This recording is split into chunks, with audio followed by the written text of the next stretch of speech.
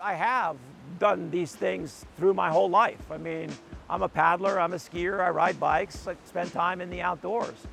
These jobs were just a vehicle for me to continue to be a dirtbag.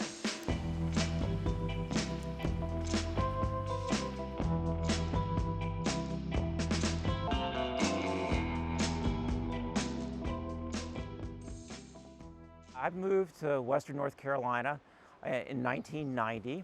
I was hired to be the marketing vice president here at Nantahala Outdoor Center. At the time that I took the American Whitewater job, I actually thought that I may need to move from Western North Carolina to Washington to take the job. And as we actually moved the location from Washington, D.C. to WCU, and honestly, it's one of the best moves the organization's ever made.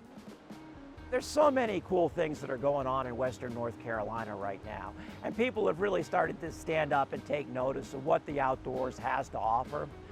American Whitewater is a membership organization. Our members are mostly whitewater paddlers, but they have a stewardship and conservation ethic, and they know that rivers are important to them. And they also know that you can't love what you don't know.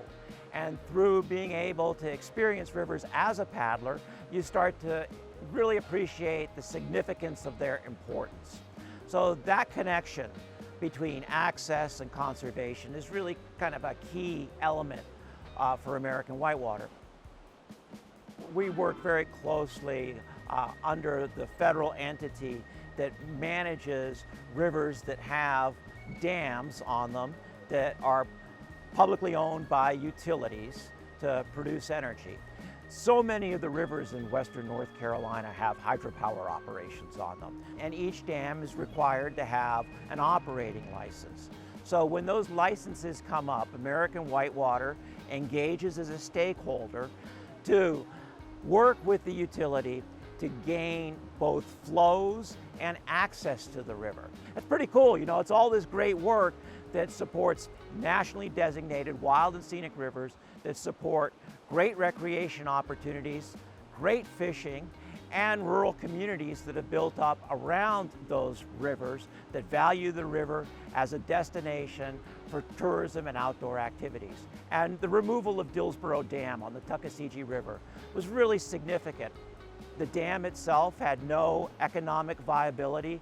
It was just a plug that was sitting in the river with no use. And we were able to remove that dam. So it's the whole integrated package of recreational opportunities. When I first moved to Western North Carolina, the Chiowa ran dry. American Whitewater worked to get flow schedule for recreation on the Chiowa River and base flows for habitat. And now you can schedule days to go paddle on the Chiowa, and it's a fantastic resource for the regions. I think one of the biggest challenges for the outdoor industry as a whole, and American Whitewater has a place here too, is making sure that the outdoors connects with underserved communities. If we want to make sure that the stewardship of a place is protected for the long haul, it needs to mean something to a wide demographic base.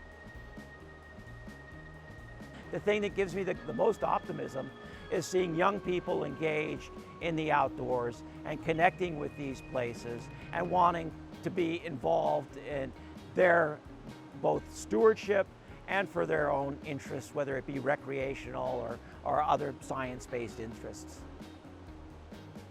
I am retiring from American Whitewater here shortly. It's been a tremendous run. I've been there for 18 years. You know, for me, nothing changes. Right? I paddle, I bike, I ski, I do all of these things in the outdoors, and Western North Carolina is a great place for that. And I'll continue to help out with American Whitewater and other conservation efforts because preserving these places is really the key, right?